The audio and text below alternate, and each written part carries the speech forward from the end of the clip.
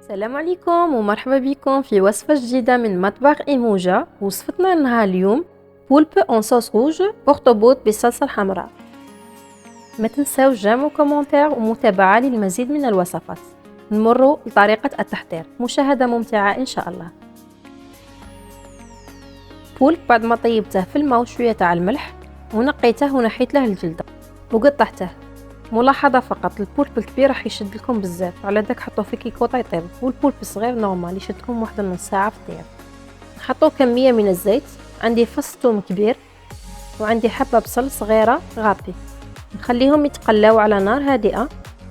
بعد ما تقلاو راح نضيف البولب، زوج اوراق تاع الرمل وشويه تاع الملح ونقليهم مع بعض. بعدها راح نضيف نص مغرف صغيره فلفل اسود، نص مغرف صغيره كمون، ونص مغرف صغيره فلفله حمراء،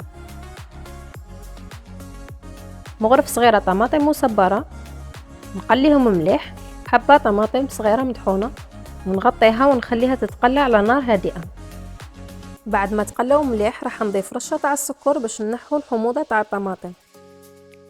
نخلطهم مليح ونضيف كاس تاع الماء، خليها واحد 5 دقائق ونطفي عليها.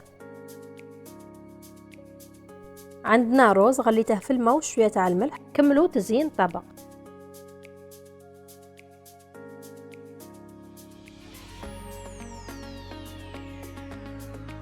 وهذا هو الشكل النهائي لوصفتنا نهار اليوم. نتمنى تكون نالت اعجابكم وتجربوها وتردوا لنا في التعليقات. ما تنسوا جام ومتابعه للمزيد من الوصفات.